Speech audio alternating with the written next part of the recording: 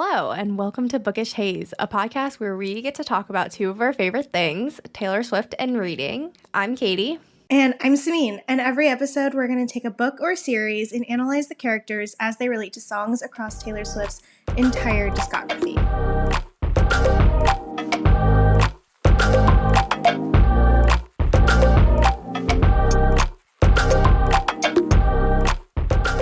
Hey y'all, and welcome back to Bookish Haze. We are still going through our Emily Henry books, and today we have arrived at the final one, Happy Place. It was a really fun read, and Katie and I both did the reread literally like 2 days ago. So I'm really excited to kind of talk through this one, because also, honestly, this one doesn't rank in my Emily Henry rankings of rom-coms, mostly because I just like the ending of it always feels so much like it was just a found family story. And honestly, I might be like a teensy bit scared of like where it would knock things out of my rankings. So we're just going to leave it as is. But Katie, what did you think of the book? I love this book, which I remember really liking last time I read it, but it's been so long, so it made me bawl my eyes out again, which my recent People We Meet on Vacation did not. But I think that's because I know the book so well at this point that I'm already expecting all these sad moments. Since Happy Place, I haven't read in forever. I forgot, first of all, how top tier the banter is. But just I don't know, all the little sad things, and I love a good pining story. It always makes me cry. So yeah, I loved it. It was a great reread, but when I was reading it, I thought there was a lot more of that found family throughout, and obviously there still is. Yeah. There's the friendships. Their friendships are a big part of it, but you definitely get that impact of it at the end, as opposed to the fact that Wynn and Harriett are kind of their relationship is scattered throughout the book a lot more than I remembered. So I really liked it. It's definitely, if I were to put it in my rankings, one of my top include. So People Need a Vacation, probably Happy Place, and then Book Lovers, and then Beach Read is at the bottom. Sorry, I feel like Emily Henry loves the book. I feel like everyone else loves the book, but it's just not my favorite of hers. But that's okay. I think that's so fair. Where is Funny Story in that ranking for you? Yeah, I was I'm missing one, but I can't even remember what it's called. So it's No. It's definitely at the bottom. I feel like it just didn't give me the same impact, especially with these reads that we did. I feel like I cried during Book Lovers. I cried during People We Made on Vacation, the first few times I read it, and then I cried during Happy Place. Bawled. It was so snotty. It was disgusting. On a plane, no less. Yeah, exactly. I texted Samine that I really need to stop reading books like this on a plane because it's disgusting, and I'm just a snotty mess, trying to pretend I'm not. But yeah, and I don't remember really I think I might have shed a tear at some point during Funny Story, but definitely didn't have the same impact, and that was the first read. So it's definitely bottom of the list. I might have to do another reread to decide for sure. That's fair. I'm also waiting for another reread to really decide on that one because I think you're kind of right on that one. I really wanted to like it, I think, a lot more than I did. But I also keep seeing edits and posts and stuff on social, and I feel like now that I'm seeing that, I'm wait, I do want to go back into the story, but I can't tell if it's necessarily because of the characters. So I'm I don't know. I think she had really good world building in that one though, and I still really love Starfire. But This is a conversation about Happy Place, not Funny Story. Do you want to get us started? Yes, let's kick it off with Harriett, of course. We always have to go with our leading lady. And we can just dive right into the sad boy hours. But my first song was So Long London, which originally when I was typing these out as I was reading, or at least some of them, and at first I was like, oh my God, this is so perfect.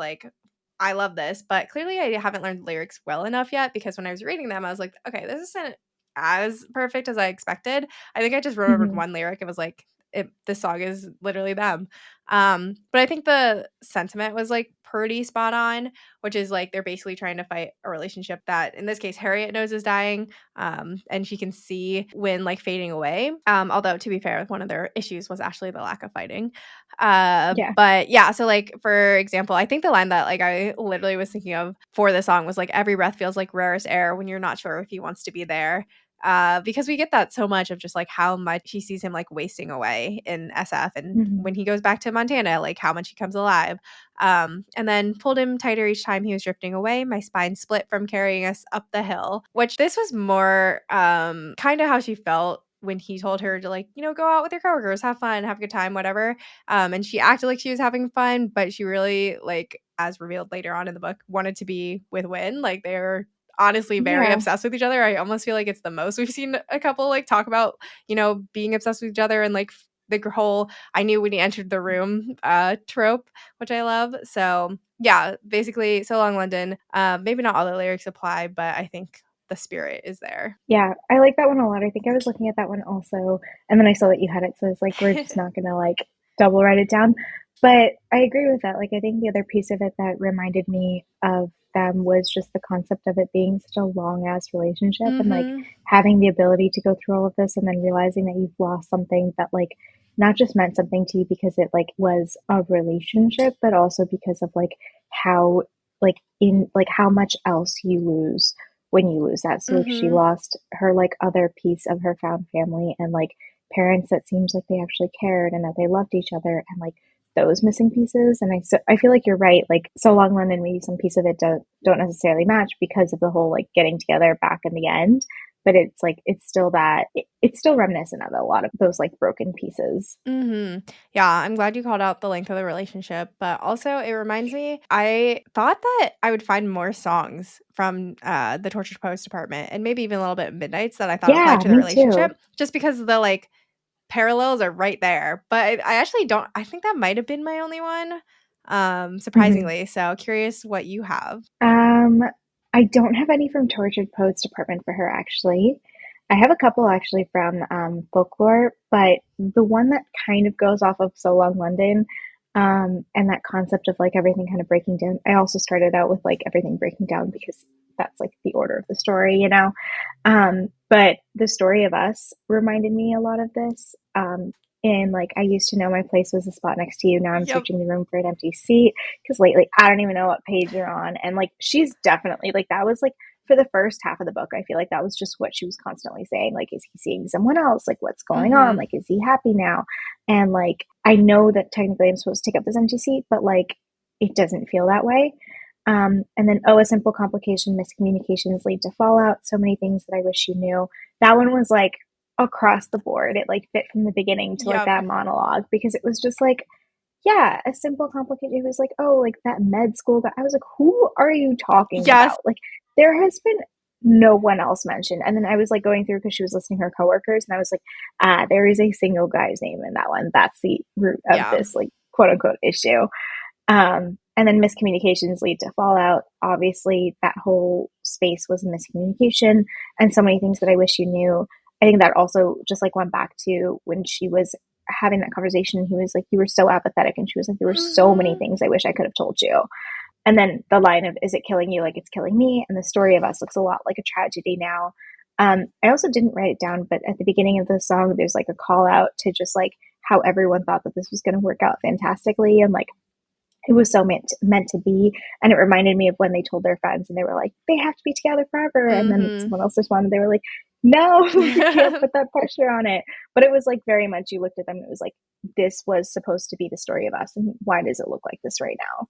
Yep. I absolutely love that. I actually did also have that one for Win, though, which I think works perfectly because if they were a story, they would have like the alternating chapter point of views. Yeah. And so I had it for Win for actually, I literally pulled out that same line of like, oh, a simple complication, miscommunication. And also the is it killing you like it's killing me. So I feel like that shows that it definitely fits them as a couple. Um, Yeah. but yeah, I was literally reading the lyrics and going like, "Oh, this is like that scene. Oh, this is like that scene." Hmm. And so I think that's a great one. And also, so I don't re-talk about the same thing when I get to Win. I was like, the one thing that made me laugh in the song was the line like, "See me," or I guess like, "How do we end up this way? See me nervously pulling at my clothes and trying to look busy, and you're doing your best to avoid me." And I was like, this is so Win because it talks about how he's like always fidgeting all the time, and yeah, he would be Yeah. like nervously pulling at his clothes trying to look busy. And then we get to see from Harriet's point of view about how she really is like trying to do her best to not be in the same place and same room as him at all times, or even when they first got to the cabin, how she was like cleaning every time he like walked into the room or whatnot. Hmm. So I love it. My next song that I had was All Too Well on a different note. Kind of because I guess on a similar note, it is like the story of us, and I feel like All Too Well paints that story of them, Yeah. which was like just the beginning, how there's like you used to be little kid with glasses in a twin size bed, and your mother's telling stories about you on the T-ball team. You told me about your past, thinking your future was me. Because we see how great Wynn's family is and how they definitely are the type to tell stories about Wynn growing up, even though he did leave out that he was prom king. He Yeah. does really, he sees the future with her, which is why he tells her. And I did want to call out that I specifically did not pick the 10-minute version because I feel like the 10-minute version shows how much of an asshole Jake Gyllenhaal is, and Wynn is not an asshole. And then I also had, and maybe we got lost in translation. Maybe I asked for too much, but maybe this thing was a masterpiece, so you tore it all up. Running scared, I was there. I remember it all too well, which just feels like so self-explanatory. Like running scared, yeah, Mhm. Wynn was very scared. And the whole like got lost in translation goes back to the story of us lyric, I think, of miscommunication. And then the last thing was, now you mail back my things and I walk home alone, but you keep my old scar from that very first week because it reminds you of innocence and it smells like me. Which the first lyric is just like heart wrenching when you put it in perspective of the fact that like he mailed Yeah. her stuff back like 2 days later, which we find out later was because obviously he didn't think he could handle it if he didn't do that right away. I really like All Too Well just in turning that story and like walking us through all of these pieces and being like, because she did consistently remember it, like exact pieces of it. Mm-hmm. Um, and you mail my things back and I walk home alone was literally that exact line where she was like, then I had to like go home to this thing. And then she found pottery on the way, which was really nice. Yeah. But also like huge shout out to Wynn for shelling out for like express shipping so he could be like, get this out of my face. I was like, Literally. there's no way this thing made it across the country in 2 days without you paying for it. But on the note of All Too Well and the concept of Red as an album, I ended up choosing Treacherous Nice. for, I think, kind of something similar. I think part of it that I liked that it called out was like this hope is treacherous, this daydream is dangerous, this hope is treacherous. So I think part of that was especially at the beginning of that whole conversation and that relationship that they were looking at. Like they obviously called out from the beginning, like this is not going to be just like a friendship. But then it was also that piece where she was like, this is like a really terrifying thing that I'm trying just Mm-hmm. based on my parents' relationship. And like, if we ever become like this apathetic to each other, then like we need this to end. Like, I'm not going to get stuck in this situation. And so it felt like the way that she was the hope, the daydream felt very treacherous to her, that it could be something else and that she could have something that wasn't the way that she witnessed her parents. And then the other line that I called out was, your name has echoed through my mind, and I just think you should know that nothing safe is worth the drive, and I will follow you home. And so there was like two thoughts there. One was, your name has echoed through my mind. She mentioned that on several occasions. Mm-hmm. And if it wasn't that, then it was like that concept of like the word you echoing through everything. And I was like, oh my God, like this will not end. Like if you look at the word you in that book, I guarantee it's like an insane word count. And I will follow you home just towards the end of the book when she was like, maybe I will go to Wyoming. And also like on his flip side, when he followed her to San Francisco, but then Mm-hmm. kind of coming to that decision that like, yes, this is treacherous and dangerous, but it's entirely worth it. Nothing safe is worth the drive. And so I'm going to cast away the safety of not just like the safety of like a kind of whatever relationship the way that her parents had, but then at that point I kind of took it as a double meaning of like, and I will cast away the safety of this like gigantic career that I've been working towards for so long for the sake of following you home. But on that note, I do also want to call out that yesterday when we were having this conversation about being super stressed about her student loans, I'm like, I still would like to understand how this like amateur pottery artist managed to pay back her med school loans. And I really hope she manages to do that in good time. Yeah. Wynn is just gonna be making a lot of those $60,000 tables, I guess. Yeah. Yeah, they kind of did gloss over that, but I was uber stressed for Girly. But we're just gonna bank on cost of living being so much lower. And her Hell pottery yeah. business is blowing up. Um, Yeah. And I hope she didn't have to like pay out her rent or her Yeah, lease at fingers all. crossed. Logistics, Anyway. it's, small stuff.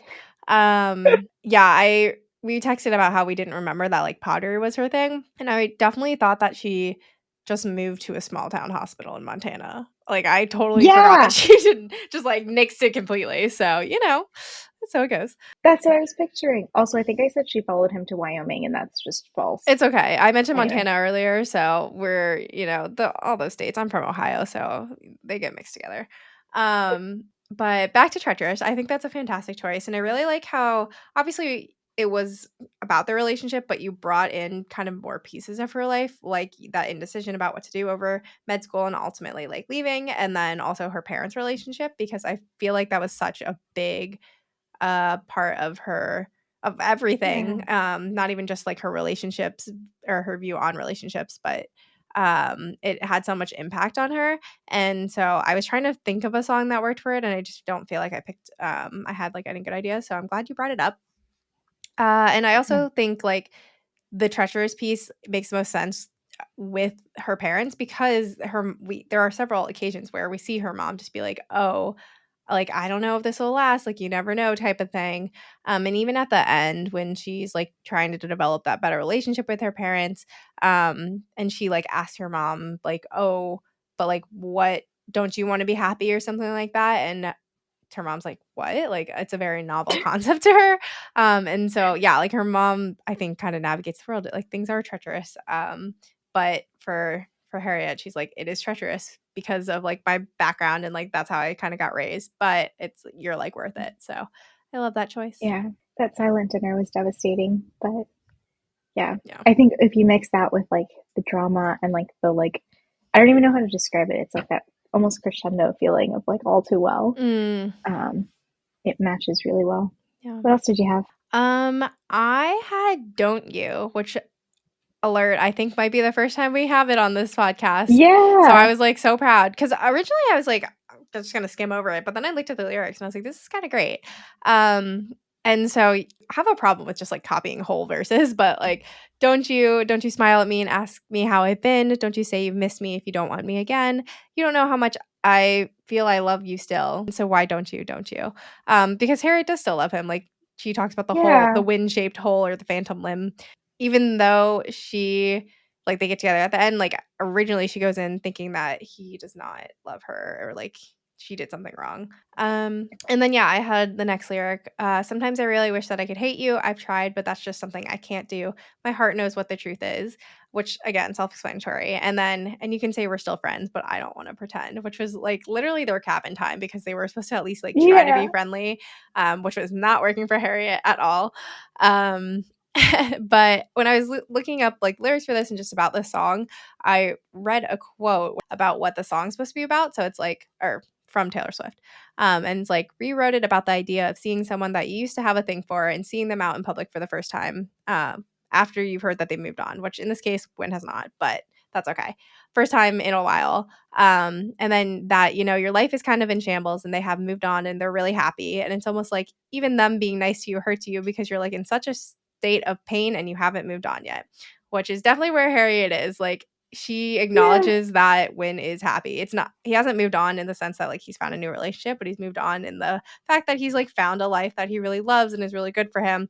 He's got on antidepressants, and stuff like that. Yeah. And Harriet is kind of the opposite, where she doesn't really like her career. She's like so lonely. She tried to go on like, the different dates and sleep with different people, and it just like didn't have that spark. So even though she's not seeing Win with someone new, all that hurt and all that like pain is still there. Yeah. And that concept of like believing that he might be with someone new was like really destroying her for a second there. Yeah, true. Um, yeah, it reminds me of also, I think there was like some lyrics I was looking at in like Closure. And I think there's one in TTPD, and I can't remember the song right now, that like all of those conversations of like, yeah, but I like how that it wasn't just that line that fit, it was like a lot more than it. And it was just like, I feel like you're right. There were a lot of moments in this book, where, especially at the beginning, where she was like, don't. And she was like, also when they were playing that game of like still pretending that that they were together, but like not. And then they turned really competitive about it. I feel like that kind of like emulated a bit of the song, where she was like, all right, if you're gonna go for this, then like come at me. Yeah.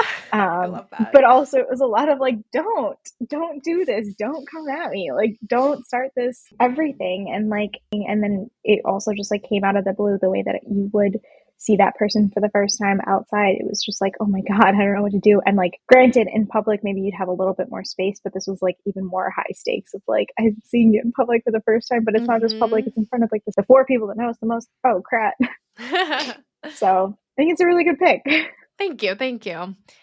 Did you have anything else for Harriet? I did. I had a couple more. So one that just is honorary mention was I Can See You because of their year of sneaking around. Mhm. It just was like, haha, that's kind of funny. Yep, I almost put that too. Yeah, and like that mention of like we aren't friends and we've never been friends and we can't be friends, because that was like definitely a like they've had that conversation several times over, Mhm. and it like got to the point where I was like, all right, you're getting kind of weird here because like you're clearly acquaintances who like each other, so like I don't know if there's a need to like DTR. I don't know. Anyway, um, on that note, so my first folklore song was Cardigan. And when you were young, they assume you know nothing. And I knew you'd linger like a tattoo kiss. I knew you'd haunt all of my what ifs. The smell of your smoke would hang around the song because I knew everything when I was young. And I knew you'd come back to me. You'd come back to me.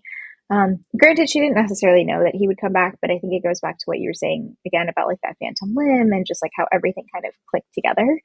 And also like, and when you're young, they assume you know nothing. And so they did meet like pretty early on. Her mom, like you said, had that conversation with her where she was like, are you sure? Like, he's not really all that ambitious. Mhm. And then they continuously were talking about, like, I know that this was going to be, like, it was going to be something. Like, it had to be. Again, back to that, like, weird friendship conversation they were constantly having where they're like, we're definitely not friends. Like, they knew that it was going to be something. And no Mhm. matter what, like, it's her safe zone, it's her comfort. It's like, no matter what happens, we have all this history and you put me on like I'm an old cardigan. And then kind of almost juxtaposing that one, I had her relationship with her family because she always talked about this like found family piece with him and with that friend group. And so on the other side of it, I feel like in her own home, she felt like she was mirror ball. So I can change everything about me to fit in when no one is around. You'll find me on my tallest tiptoes, spinning on my heels, shining just for you. And all I do is try, try, try. I'm still on that trapeze. I'm still trying everything to keep you looking at me. So there was like two pieces of this, right? The first one was when like, she felt like a mirror ball and like changed. I don't think she really changed everything about her, but I also think that like a lot of that change happened early on that it kind of like defined who she was as a Mhm. person. And like we see a very different version of her come out, a more authentic version of her come out when she's with all of her friends.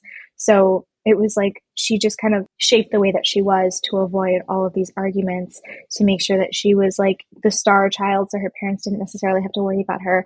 And everything that she did was to, I think she noted it not just like as paying back, but as like reward for all of the things that her parents Mhm. had to give up. She was like, now you get that all back and more. And even when no one necessarily, like, I don't know if her parents would necessarily be the worst about pottery, right? Like, her mom took a while to come around. Her dad was pretty solidly on board. Like, it was like, I think that was mentioned in the epilogue a little bit. But she was like on her tallest tiptoes. She was doing everything that she could. She was trying to really enjoy her job. Like, even as the reader, it took us a second to understand that. And then all I do is try, try, try. Like, no matter what happened, she, even with her friends, she was doing that, like, the mediator position that, like, everyone had to keep holding her Mhm. back from, like, stop chasing them, stop trying to make this better. And so she just kind of, like, always worked into whatever the other person needed. She put away her feelings in order to help Win get through his, and, like, just shaped who she was in that moment for the people around her. Yeah, I think that's a really, really good one. And I almost like I know we've used it a lot, but and it's for the similar reasons, but I think it feels different in this case. Maybe because it's Yeah. less for like Lysandra having to do that for her job. Use that term loosely. And this is like, yeah, like it was almost out of a place of her feeling like she owed her parents, I guess, as opposed to Yeah. like other situations where it was almost like more of a survival kind of changing. And yeah, I remember her Harriet talking about how I wanted the surgery because it was obviously like prestigious, but like I could pay off like my parents' mortgage and basically yeah, like pay them back for something, which is really like oh, it's hurts for like a kid to feel that way. Yeah, I agree. I also like you said, that it does have a different like feeling to it. And I feel like part of that just has to do with like one, I think we got a little bit more of like what the necessity was. And two, like I think we've gotten the necessity from other people, but we haven't gotten it to be like family trauma. Like it's always been to change it to like shape to something to do with like society versus like Yeah. just for your actual family. Granted, in a lot of cases, I think we've used it in places where people don't necessarily have like actual family, so it's a lot more found family, but I digress. No, that's a good way to put it. Is yeah, like society versus something like closer to the person. Mm-hmm. But those are Did lovely. you have anything else? Some of my honorable mentions were Forever Winter, and then I Can Do It With a Broken Heart because, of course, Yeah. that's just iconic. I feel like you can use that for any sort of breakup at this point, but I feel like particularly because she said she like tried to move on and like I don't know. I think she didn't tell her friends, so everyone thought everything was fine and dandy, and she was doing great. So she was performing. Honorable mention on that one too, just because I'm remembering it now, but I was initially thinking about how did it end as well. Mm-hmm. Just in terms of like it kind of being so whispered and people having no idea that it happened. Yeah. But I almost put that too, but then I was like, I just talked about this last for her last book, so I don't want yeah. to say again. But cool. What do you have for Win? So for when I had one of the first ones that I wrote down was Say Don't Go. I think when I was initially reading this, I was like, I know that something in the 1989 vault fits this. And I couldn't put my exact finger on it. And I think Say Don't Go was kind of closely, mostly because in the monologue where he thought she was being like apathetic. And so he was like, okay, I'm so sorry, like, bye. And it's kind of that moment of like, I'm not good enough for you. But if you like said don't go, I would have stayed. But she had literally said, like, no, stay here. Mm-hmm. And so I'm standing on the sidewalk alone. I wait for you to drive by. I'm trying to see the cards that you won't show. I'm about to fold unless you say don't go. And that was particularly the reason that I chose it for Win and not for Harriet was because I'm trying to see the cards that you won't show because of that piece of like, he was just so consistent about like, I really didn't know what you were feeling and I thought you were pushing me away. And then why'd you have to lead me on? Why'd you have to twist the knife, walk away and leave me bleeding? Why'd you whisper in the dark just to leave me in the night? Now your silence has me screaming. And so that was the other piece that was like, now your silence has me screaming. Granted, like she didn't leave him, he left her, but he also felt like he was being left in, I guess, by the like not cheating scenario. Mm-hmm. But then now your silence has me screaming when he was like sending all those unreturned texts and she blocked his number. Oh my gosh, yeah. So I liked the fun of 1989 too. I feel like that was like a lot of their relationship and a lot of this friend group felt like it. Mm-hmm. I would Yeah. agree with that. I think the vibes of 1989 fit very well, especially because it's like, seagulls, especially the re-recording is more like beachy seagulls summery, Yeah. which obviously Maine Lobster Fest fits very fitting of Happy Place. What a good energy. Yeah, I also considered Stay Don't Go, and I'm glad that you brought it up. I think it does really apply, and ultimately, like, I think that's like the big kind of reveal or piece that, colors the fact that she didn't pick fights with her parents. And then Win is literally like, I was hoping, begging you to like fight in any sort of way or like show me, I guess, that you still cared. Um, and that again, back to the miscommunication is like, yeah, obviously there was a lot going on there because Hank dies. And so she was trying to make him feel better, but by doing that, he like wasn't feeling better. He felt like she didn't care. Yeah. My first song was actually the only other TPPD track that I picked, which was Chloe or Sam or Sophia or Marcus. Yeah. But before I get to that, I was actually gonna say I had You're Losing Me and I just forgot to like write things out, but I think it kind Correct. of applies to what you were What else saying did you about have for how Win? he was like dying. And it's not that she like didn't care, she just didn't know how to help him. And ultimately like things end and it just felt like a good song to like encompass that he couldn't stay there, but she like as much as he loved her. But yeah, back to Chloe or Sam or Sophia or Marcus. The one line that really stood out to me was like, changed plans and lovers and outfits and rules, all to outrun my desertion of you. And you just watched it happen. Or I guess it's and you just watched it. But Yeah. I mean, Win wasn't, like wild and away in Montana, but he did like ultimately kind of desert her, and she like feels his loss a lot.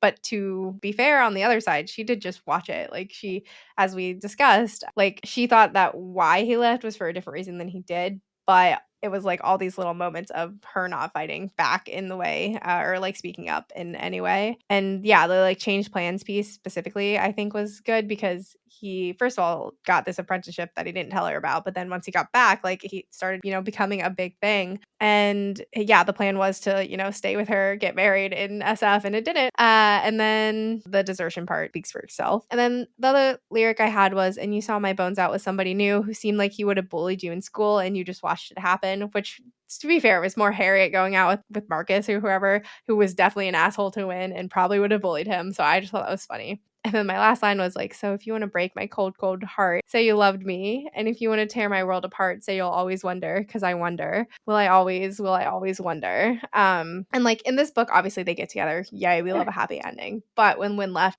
he didn't know that that would happen. So like he knew that he like loved Harriet in every universe or whatever multiverse thing was in there. But he wanted her to be happy. And so for him, it was always going to be like that heartbreak. Oh, I wonder what would have happened. So Cute. if she had said that too, I feel like that's why he kept asking her, like, are you happy? And are you happy over and over?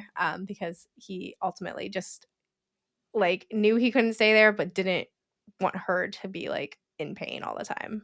Yeah, I like that one a lot. I think it's a really good, like you said, representation of this feeling of like, I guess it's kind of like yeah, watching the apathy of the person when you walked away. I also am laughing a little bit at the Mm-hmm. line that you pulled about like changing his look.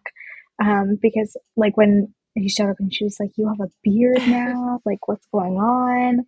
And talking about like that, like what you were saying about like multiverse kind of scenario, and also that conversation that they had where they were like, what kind of like, if you had a different life, what would it be? And he was like, yeah, I think I Mm-hmm. would be in Montana. And it kind of was like, okay, well, I guess that solved like some of the what ifs and wondering Yeah. of what could have been. So I like this. um yeah, TCPD was kind of a rough one to like pull in because I feel like there's just like so much emotion to it that I was like, but a lot of it was also like really negative, and so it was like for a lot of the songs it was like I don't know if it was this much like malice towards the other person, but I think that's one of the few songs that wasn't just like a lot of malice, it was just like Mm-hmm. genuinely feeling hurt. Exactly. Yeah. I mean, ultimately, Win was not a bad person. So TPPD Yeah, had more of. Win was a winner. What else did you have for him?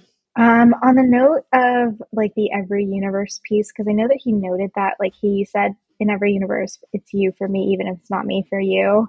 And so I immediately was sitting there and I was like, wow, this sounds like timeless.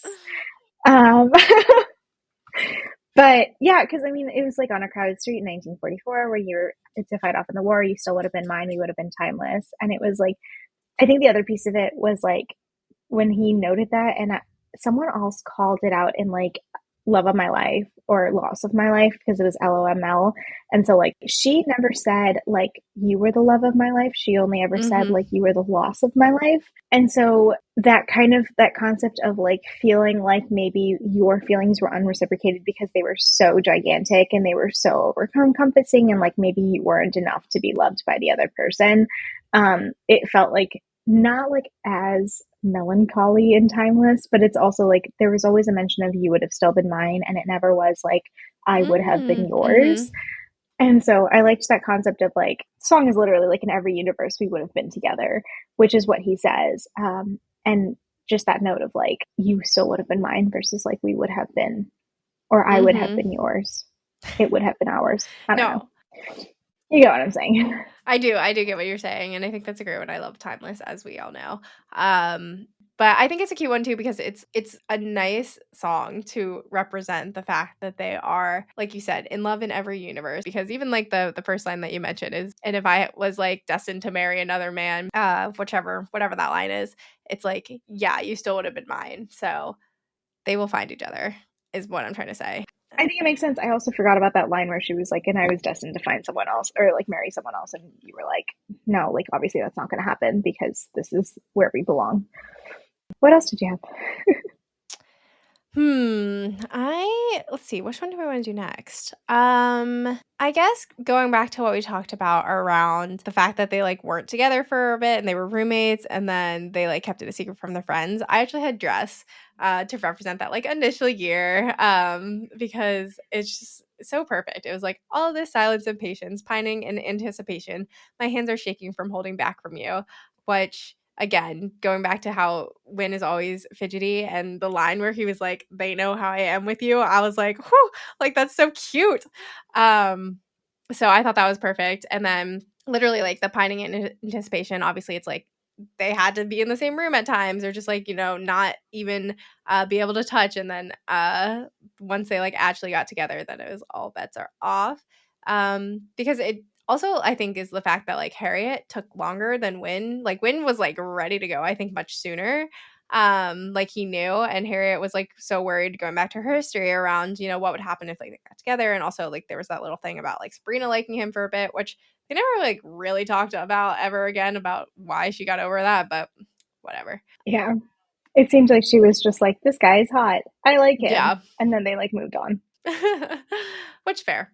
Um And then inescapable, I'm not even gonna try, and if I get burned, at least we were electrified. Kinda paired with, like, say my name and everything just stops. I don't want you like a best friend because I think they like, the line literally is, like, "We're not just friends," like you said. Yeah. So, yeah, they're not just best friends, and like you said, um, like, he would get electrified because it's always her for him. And then even in my worst times, you could see the best of me, which I just like because we see how much Win talks down about himself, and like Harriet never, like she always hypes him up, and it doesn't ever read, at least like in genuine. It seems very like she fully believes that, and she hates how he's like so self deprecating. But also just like the rest of the bridge of Dress, I think is super applicable. Yeah, I love Dress. I love it as a song and I like it in this one as well.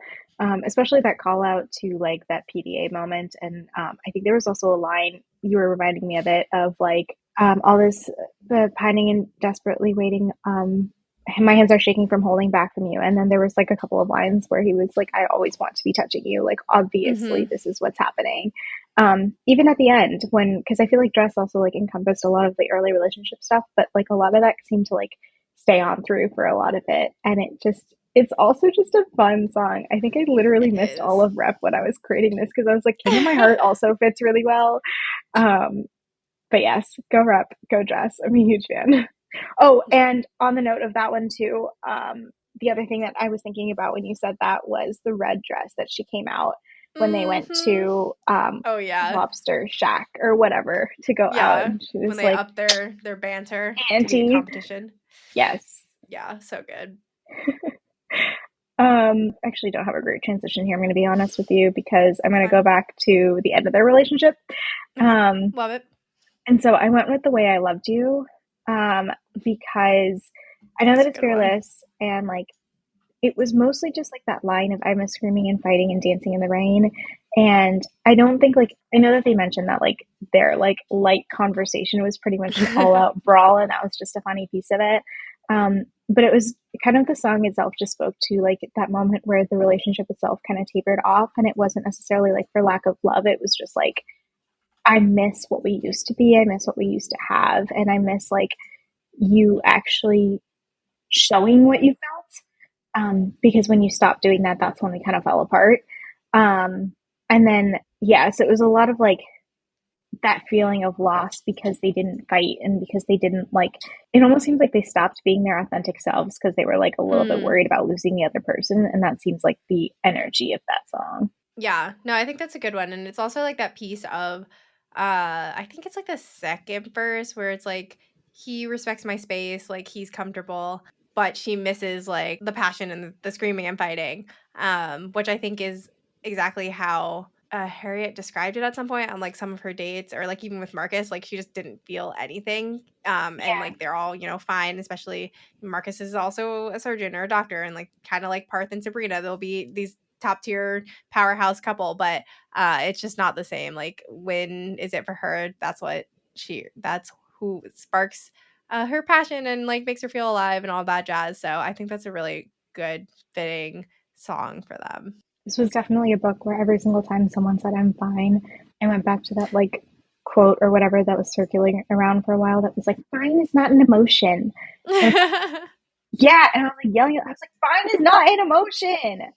Um, anyway, I guess that's the way he loved her. So, I love it. what else did you have?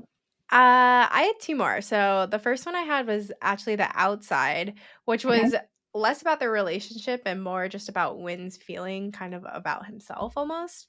Mm-hmm. So it's like, how can I ever try to be better? Nobody ever lets me in, which really I think is how Wynn's upbringing kind of was. Not that his parents were the same as like Harriet's parents, but just that everyone else in the town always told him, "Oh, like your sisters are going to do like great things, Pulitzer Prize winner or whatever." Yeah. Um, which is, fine and great, but, like, people weren't saying the same thing about him, and so he had that whole line about, like, the prom king to the used car salesman's pipeline and, like, the pity prize, basically. And nobody was giving him imaginary trophies. Mhm, exactly, like, no one was Yeah. hyping up, like, all the things he could do. And then I tried to take the road less traveled by, but nothing seems to work the first few times, am I right? Which I mean, obviously, he took a standard path, he went to college or whatnot, but he didn't do great in high school, and he also didn't do great in college.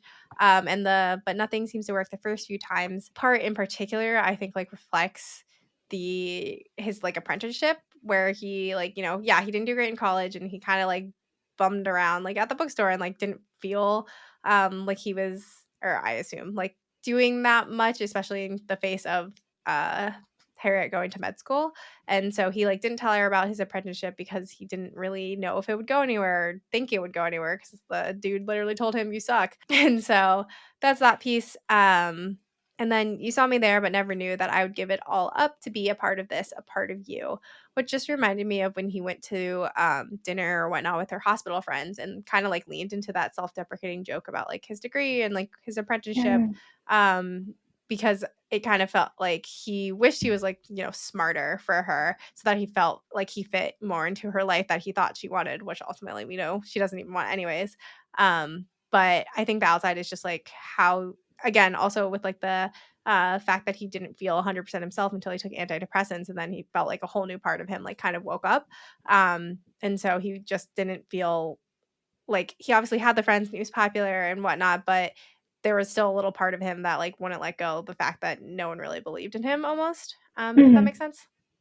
Yeah, no, I think that's a really good call out. Like he mentions on several occasions, he's never like, I feel like I was on the outside, but he Mhm. does note that, like, yeah, like everyone else has this and this is where I don't have it. And it's not in like a, I wish I had it. It's like a jealousy, like take it from a person way, but Mhm. it was definitely just from more of like a, I look in people's windows Yeah. um, type of energy for sure. Um, no, I really like that. I think you said it really well. So there wasn't really anything to add there. He just kind of felt like it was a lot of like, I guess is what it is. I was prom king and I'm going to be used card salesman and like all I'm destined for is to like work at this furniture shop and I tried to not do it, but then that also seems like it was the wrong path and it was just like nothing that he did felt like it was like right and that it worked. Mhm. Yeah. It was, kinda interesting that you talking about how, like, never was, like, malicious kinda jealousy, because it reminds me of Miles from Funny Story, where Yeah. Daphne really thinks he's a bum, whereas here, it's kinda the opposite, where no one you don't get that same feeling of, like, everyone thinks he's useless. Or, I mean, I guess you kinda get it from, like, the pretentious asshole friends, from the hospital, but, like, not in the same way. So it's kind of interesting how they're the same, but they're really not. Yeah, I was actually thinking about that too. I was like, oh yeah, the last two books that she's written, both of the hardback books that she's written, I guess, is like the other thing that was drawing in my brain because I hate hardbacks. Um, but like, yeah, the fact that both Miles and Win were presented as like, I think like when we saw the lens, I think if we had seen Win and she had reversed the way that the story was told, we would have seen something a little bit different, right? But and then for Miles, because it like stayed in chronological order, like we didn't get to see the version of her that loved him, and that's all the good that he was. We got to see like you had mentioned in the last episode, like that the way that her vision was maybe clouded by what Peter had said about him, because it's not like she was hanging out with Miles all that much. Mhm. But like this concept of like these she's writing a lot of these like male characters or these love interests that like are not your stereotypically successful people. She's kind of having the stereotypically successful people off to the side and I kind of like it. Mhm. Yeah, So it is nice. I like it. maybe it'll make the funny story read better. What else did you have? The last one that I had was The Best Day. I think that one was just like we've written it down. Part of it maybe because we've literally just passed Mother's Day, and I don't think all of the pieces of like being bullied necessarily fit, but just in this kind of where his parents are in life and like him losing his dad and like where he's at with his mom and like how he's starting to realize these wonderful pieces of who she is. I just wrote it down as like kind of a placeholder song of like the way that he is with his parents and that relationship that they Mhm. had and just like letting them know like I have always had a really fantastic time with you and even though I'm kind of like meaning like I really appreciate you for who you are. I enjoy our like weed gummies on the couch and just like Yeah, this is so precious. yeah, just like stay and thank you for being there and being a good parent, especially when you juxtapose it against like Harriet's parents and how they were. Like, I think I was initially thinking about it for that because she had a couple of really good moments, and same thing for Sabrina. But I think that the energy of the song, and also like what she had mentioned, like what Taylor Swift herself had mentioned in like interviews, was that concept of just like her mom constantly being there. And it was like, yeah, Min had parents who were constantly there. Mhm. Yeah, I really liked reading about, like, Wynn's family. It was very I mean, it's, like, reads exactly how they're supposed to be, which is great, and Mm-hmm. then, like you said, that kinda, like, foil to, Harriet's parents, and it's, like, I think a really good representation of, like, family being complicated because there's a lot of, like, mixed emotions on it and feelings and, she loves them, but, like, they are not the same as Wynn's family and, like, kinda coming to terms with that and stuff, so I think The Best Day is a really good one, and kinda very fitting because I actually had Marjorie, which was for Hank, of course, but almo like Gloria too, but, like, "What died didn't stay dead, you're alive in my head," which kind of also applied to Harriet because she, like, made that pottery piece that just, like, was Hank, but he just, like his impact, I think, was just very big on both of them and on everyone he met. It was very Hank core, um, her pottery piece that she made, and then I said, "If I didn't know better, I think you were still around, but I know better, but I still feel you all around," which is, I think, literally what Wynn said when he went back to Montana, that he could, like, feel his dad there, and Hank Yeah. was, like, basically his role model. And then all your closets of backlogged dreams and how you left them all to me, I thought that was just cute because they, like, did the, like, furniture repair business together for a bit, and then, like, that's kind of, like, when, started doing his woodworking, Mm-hmm. and, like, I don't know if that was Hank's dream or anything, but it's just that's kinda like they bonded together doing things that they made and created with their hands. Yeah, no, I like that a lot. I think Marjorie is a really good one for Hank. Hopefully not Gloria too soon. Um, but yeah, I think again, there isn't too much to add here, right? Like the piece for the vase and like how he just kind of seeped in everyone's lives and their tattoos and all of that, where he was like he's always around. And I think in the end too, I think Wynn had noted something about how Hank had mentioned some words of wisdom about like Mhm. staying with the people that you love and like doing all these wonderful things, and like that's the piece that stuck with him. And it was like, yeah, no matter what happens, like regardless of the tattoo and the vase and the this and the that, like he is everywhere. And it's a really good song to honor a person. On that note, do you have anything for our supporting cast, all the besties? I had a couple of songs. Okay. Did you have any? I had one, so Okay. I'll let you go first.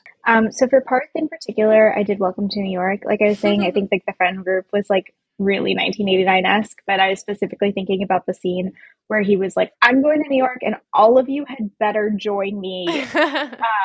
And so the line of like, Welcome to New York, it's been waiting for you. Welcome to New York, welcome to New York. And then it's a new soundtrack. I could dance to this beat, beat forevermore. The lights are so bright, but they never blind me. And I feel like that's a lot of like his entire energy too, was just like, yeah, welcome here. This is never like I am like he was like the party king of whatever street it was. Mhm. And it was just like I could always have all these people around me and I want them here. And that was kind of like the most outward we saw him being, aside from like when he was like hitting the horn. Yeah. Um, but yeah, what else did you have for the group?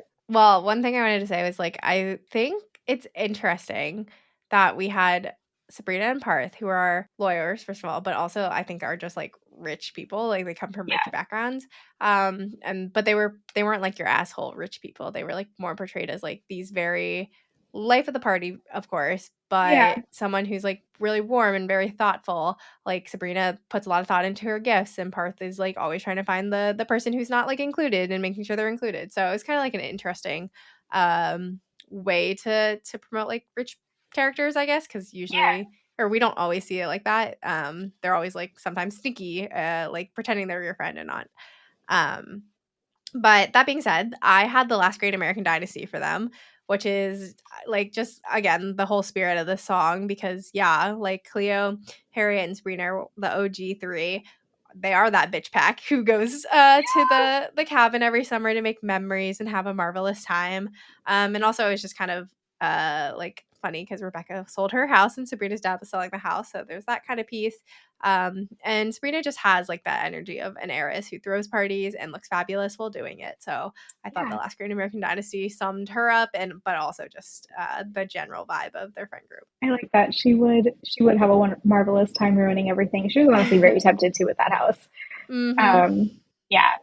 The last one that I had on that note of like just having that like really fun party vibe for the group, for the original three roommates, when it was like Cleo, Sabrina, and Harriet, I had 22 because I think like despite all the stuff that went down and kind of like at the end where they were like holding in all of their feelings, I feel like the energy of 22, and especially when you hear like All Too Well, and then you hear that like crossover into 22 and how 22 is just kind of like letting go of everything and Mm-hmm. like letting go of that breakup and that feeling that you're not enough and like all of the sadness and all of like I think for Sabrina and for Harriet it was like leaving behind those like families that made you feel like it wasn't good enough, and she even mentioned like her found family like fit. So it was like, I don't know about you, but I'm feeling 22. Everything will be all right if you keep me next to you. You don't know about me, but I'll bet you want to. And I kind of took it as like that piece of like, you don't know about me, but we are about to become best friends and you're about to learn everything about me. And then everything will be all right if we just keep dancing like we're 22, 22. That piece felt a little bit more of like towards the end when they were like, we're just going to keep doing this like we're 22 and everything is going to feel okay. So it's like this Yes. little bit of a darker turn. And then back to the beginning of the song when they were like, we're happy, free, confused, and lonely at the same time. It's miserable and magical. And tonight's the night when we forget about the deadlines. And that's kind of what happened at that cabin. It was just like, we are happy, free, confused, and lonely, and everything is really messy, but we have each other, and it's terrible, and it's wonderful, and it's like they came to the cabin for the first time because she got broken up with the guy that she thought that she was going to Yeah. marry, and then she totally forgot his name. So it was just like I just thought it was a really happy and like bright way of describing that, like at least the surface level, what that friend group felt like at the beginning. Yeah, absolutely. I think that's like a super fun one. And of course, like 22, that's like, I guess maybe the end of the college, but college vibes, college Yeah, time in your life. So I think it's very fitting. And I think it is the energy they sounds like they emulate in all the things they do whenever they get together.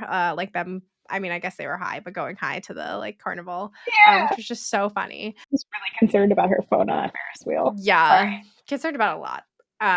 But no, I think that's a really great one to end on, especially because I think we had a lot of sad songs. We had like 2-track vibes. Like this is a little bit of a sad boy hours, like I said at the beginning. So I think ending on some fun ones just to describe their friendship and the friend group was great.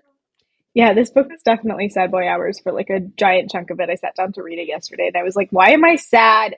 I'm supposed to be happy. It's supposed to be happy, please. A Anyway, on classic that Emily note, Henry to like have a misleading title, which is why everyone thinks her title should be switched. But happy place, but in fact you're sobbing, and her happy place is actually going away. Harriet's happy places. So but on that note, we hope you all enjoyed this episode. Thank you all for joining us. As always, you can find us on TikTok or Instagram at Bookish Haze Pod. Please let us know your thoughts. And now that we're done, we can finally do a breakdown of the Emily Henry books and what percentage of each Taylor Swift album they are. So I'm very excited to see, what albums represent which books. So stay tuned for that, and hope you all enjoy the rest of your week.